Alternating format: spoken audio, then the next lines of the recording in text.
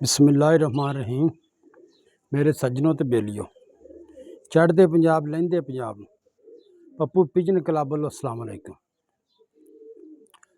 लो जी, गल ये आ, 2 जानवरां दा तुहानूं शौक कराउने आ। नर मादी जेह्ड़े इस सीजन उड्डे आ 2024 च, ते माशाअल्लाह बहुत अच्छे आ और नस्ली कबूतर गां तुसीं डाउणे आ तां ठीक आ, ब्रीड च पाउणे तां ठीक आ। जनाब तुसीं कबूतर चेक करो, फिर बाकी गल्लां बाद च। लो जी, पहला जानवर चेक करो, काला चीना खट्टिया काल नोक। तसल्ली नाल चेक करो जानवर नूं। ए दूसरी अख दा शौक करो।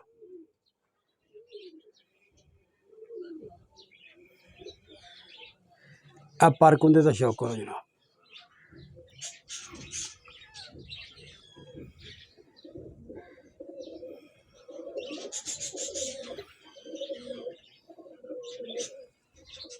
ए दूसरे पल्ले दा शौक करो।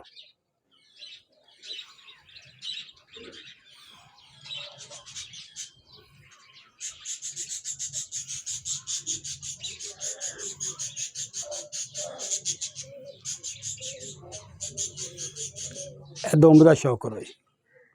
सख्त वजूद, बंद जोड़, माशाअल्लाह बहुत अच्छा कबूतर है। आ पंजे दा शौक करो जी।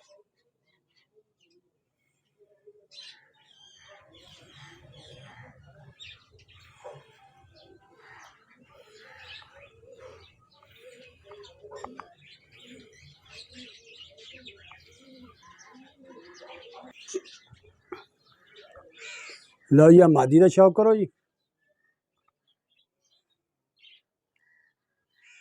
ए दूसरी अख का शौक करो। काल लौकी खट्टी अख।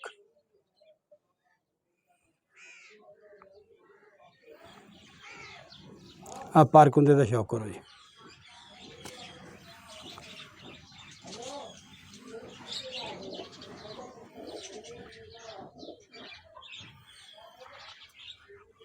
ए दूसरे पल्ले का शौक करो जी।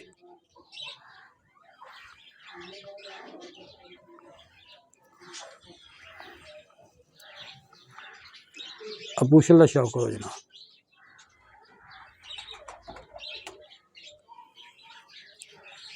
सख्त वजूद, बंद जोड़, आ पंजे मादी दे चेक करो। माशाअल्लाह जामनू पंजे दी मादी, पक्के पैरों की नौ चेक करो मादी दे। ठीक है।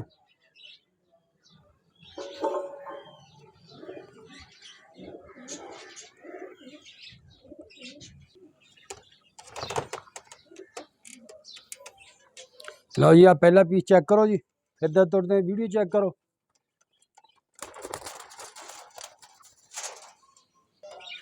लो जी, फिर टुरते वीडियो चेक करो जी।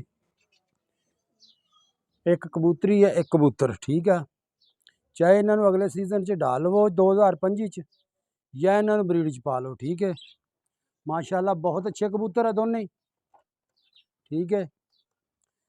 तो जनाब, जे साड़ी वीडियो अच्छी लगे, सबसक्राइब लाइक जरूर कर छड्या करो।